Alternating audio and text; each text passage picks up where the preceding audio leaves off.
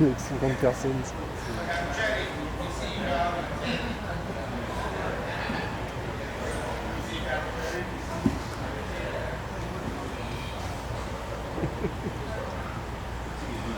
Five plus one.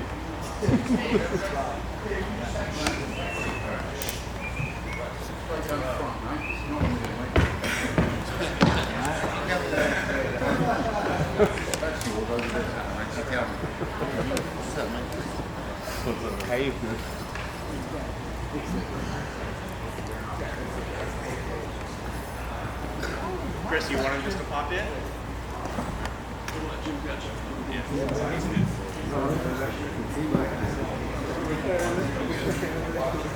Nate, obviously we see the whole team here, man. I know fight week isn't always, can be stressful at times, but I guess is it something special about having the whole crew here with you today? These guys are with me every day, everywhere I'm at, so I didn't even notice the difference. Right. It looked like on the way in, did you guys stop and take a look in the hall here at the Tough jersey? Yeah, because they got top 1 through. What number are they on now? 30. Oh, that's 30 out there? Yeah, that's great. I was saying when I was telling him, I was like, when, I remember when I was on Ultimate Fighter 5, and I was like, man, we're like on the old, like we were ones a long ass time ago. Like that was the classic shit. And now we're all the way at 30. Was it cool to kind of reminisce a little bit while you're out there? I mean, I know we're all talking about, is this maybe your last fight? Is it fun to kind of take a little trip down there? Yeah, but I do that every time I see the jersey, like when we were going to the old place. So when I see it, it's always cool to sit there and check everything out and see the time that's gone by. Nice. Big week for you, obviously a big fight, but a big news as well that you're getting into the promotion game with Real Fight Inc. Talk about that aspect of your life. I mean, is that an exciting new development? Well, just the way it's been like from my whole career. I've been a promoter the whole time. Come to find out, my fights promote themselves, and then the whole thing came with. And then I was like, I'm gonna get the Connor fight and show people how it's done, but nobody learned how it was done. So then I was like, got the rematch and took the 3 years off, and I was like, all right, well, I know what I'll do now. I'll make a belt. Watch me do it too. And then, so that happened. And then, whatever the fuck happened next, every time it's like, what, this easy? Why am I playing for them? I play for me. I know you still got a lot of fighting left to do in your career, but is that something you plan on being like heavily involved in, or is that just kind of a side business? Nah, yeah, I'm just gonna let my smart friends and my rich folks do that part. I'm just gonna sit to the side and say what's dumb and what's not. Smart. In the meantime, obviously, you got a big fight, UFC 279. I know this is a fight you said, listen, it's not necessarily the fight I wanted. Does that make it any more challenging to prepare for than any other fight in your career, knowing it's not one you necessarily wanted? Yeah, for sure. So I give up on preparing. I'm just like, whatever. Beat me. Khamzat, I mean, what do you think of him as a fighter? I mean, have you watched much tape? I mean, have you seen much of his game? Like, obviously, I'm sure you hear the hype around him, but do you think he's deserving of it?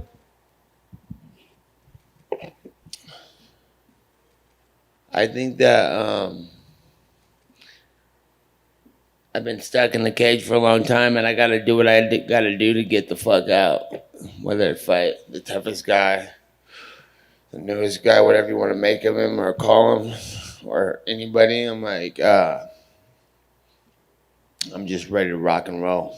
Nice. Last thing for me, Nate, obviously all the talk is about your contract. We know, this is the last one. So I just wonder, regardless of the result, how do you decide what's next? Is it only about, money? Is it just about the amount of money on a check coming from somewhere? Or is there something else you want in the next phase of your career, whether it be you still with the UFC or somewhere else? I feel like the UFC, it's kind of limited for me, and I want to reach fucking higher goals, higher objectives, and do bigger stuff than this. And under the UFC umbrella, it's like you're, like I said, you're limited. You only go so far, and like I said, it's only a halftime show. It's time to blow past everybody here and the organization, and even if it involves in me staying in or getting out, I'm gonna do something bigger than I've ever done as soon as this is done. Bigger than this, bigger than whatever's in the past also. Nate, if you could see one change in the UFC, what would it be? If you could implement one change and you could see something change about the company, what would it be? I don't. There's been some talk about you and Jake Paul. Is that something you're interested in, or are you just sort of, that doesn't matter until after Saturday? I think I've heard a lot about a lot of stuff, and whatever comes after this, like I said, it's going to be bigger than anything I've ever done. Are you interested in his fight with Anderson? I'm interested in all combat. How do you see that fight between Jake and Anderson playing out, given Anderson's age and Jake Paul's age?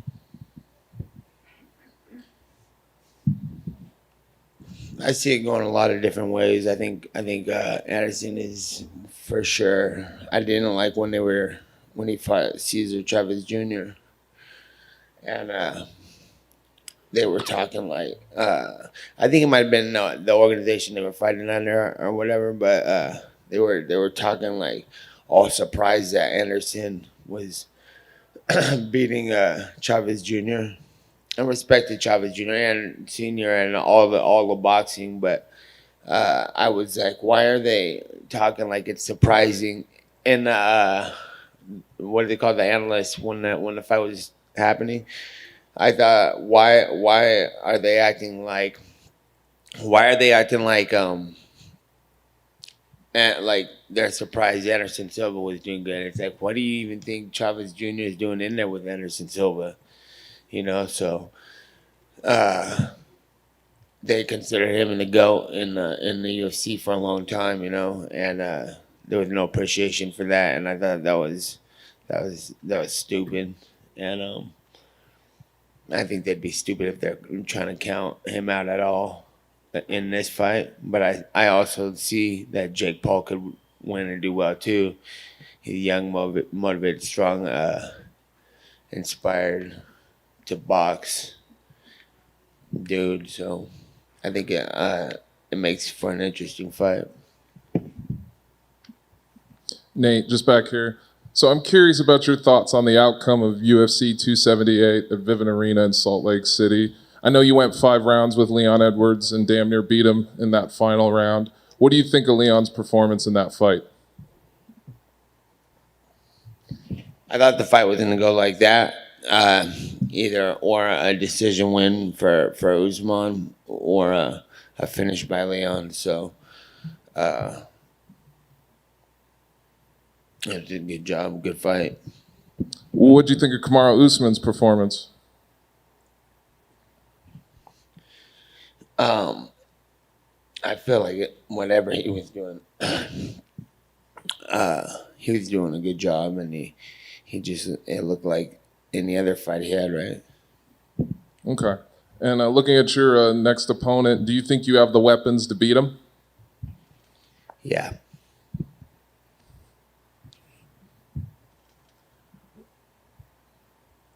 Hey, Nate, to your left. Because I saw him move, and I was like, that's the right, bro. That's right.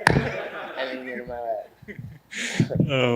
Every fighter we've talked to today is very excited to be on your card. I just wanted to know, like, what's that mean to you? Well, I excited back. What's that? Excited back. Okay. Also. Awesome. Thank you.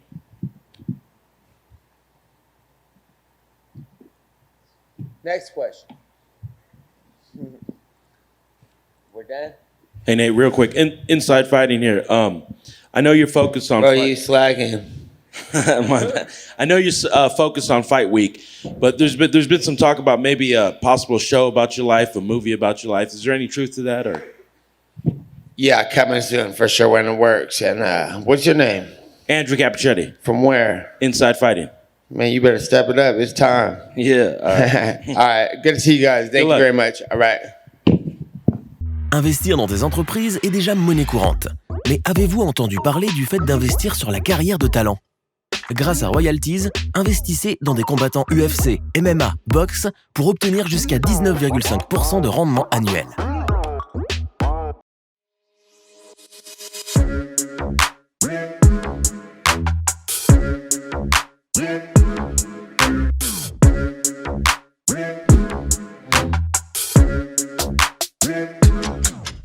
I'm fucking coming for you!